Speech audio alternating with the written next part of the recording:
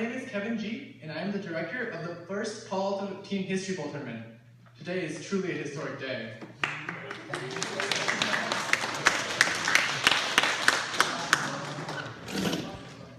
We're all here for our love of history and to be surrounded by so many like-minded individuals.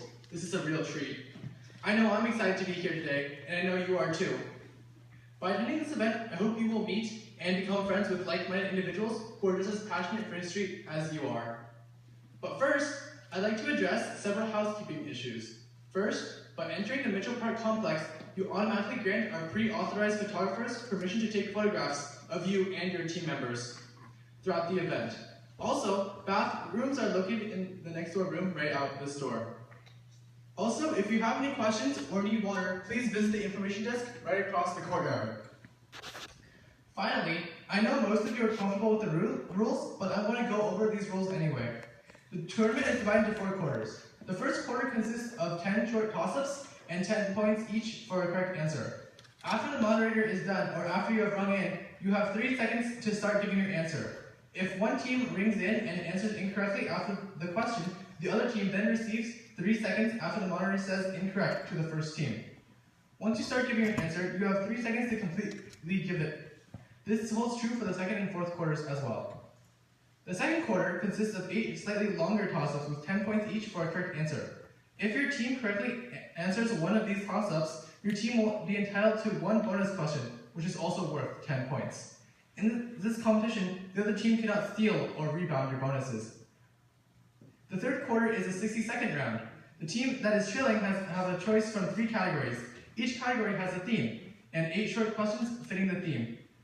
A team will have 60 seconds to answer as many of these questions as possible. If a team gets all 8 questions right, they get a 20-point bonus. After the trailing team has finished its round, the other team will be prompted for the answers for the missed questions.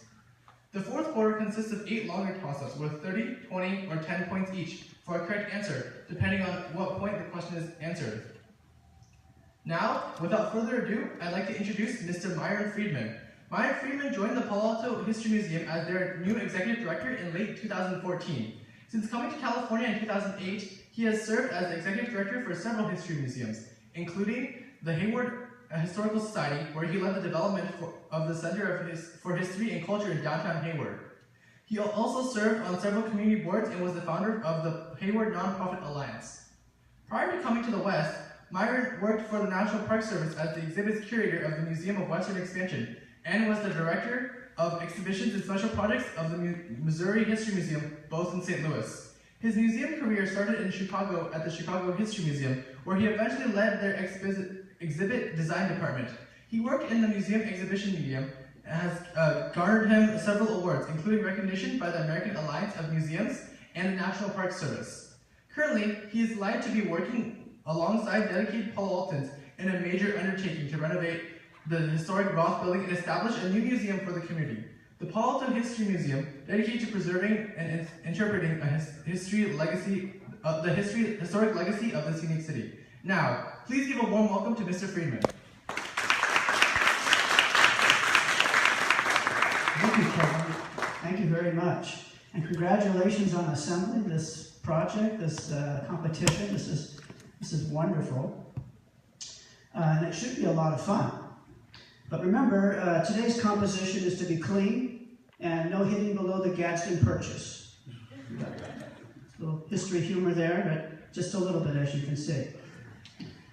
The cliche is that history is boring, facts and dates, and yet here we are today to see that it is only a cliche as these talented students apply their formidable intellects in a lively competition based on their knowledge and interest in history. And as a longtime worker in the service of history museums, I've been privileged to be a part of many high school history programs. So while it is always refreshing to be reminded that computer science and sports are not the only things high schools have to offer these days, I know that many students can be, and are in fact, excited by history. And wow, just in time. Perhaps never been more important to study the past.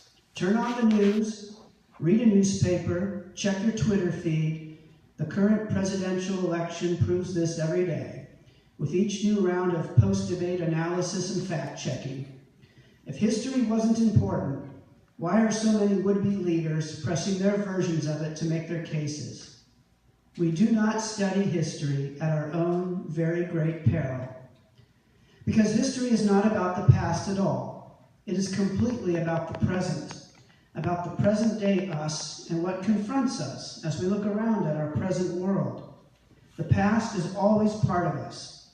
We may think of it as past, but it actively works on us every day. We did not get a say in the matter. Everything in the world is contingent on what has come before.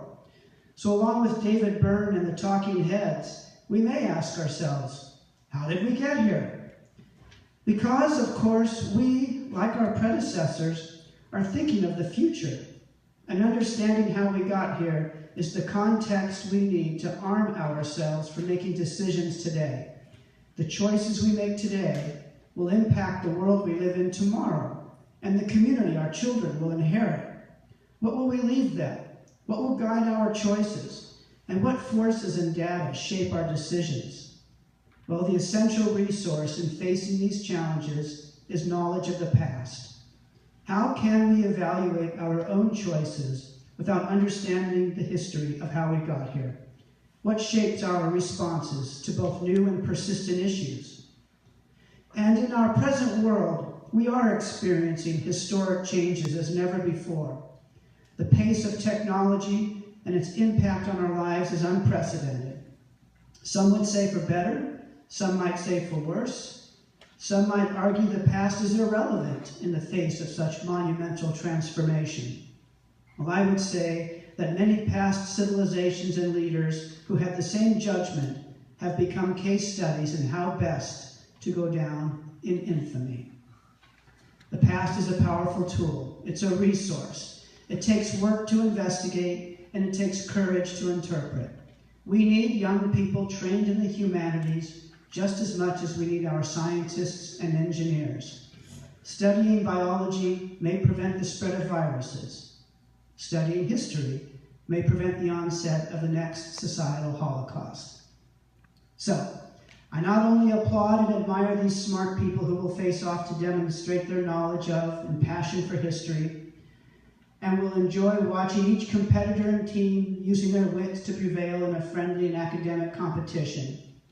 As your parents, teachers, and friends tell you, apply yourself, do your best, and above all, have fun. The only thing at stake is the future. Thank you. Let's give Mr. Freedman one more round of applause.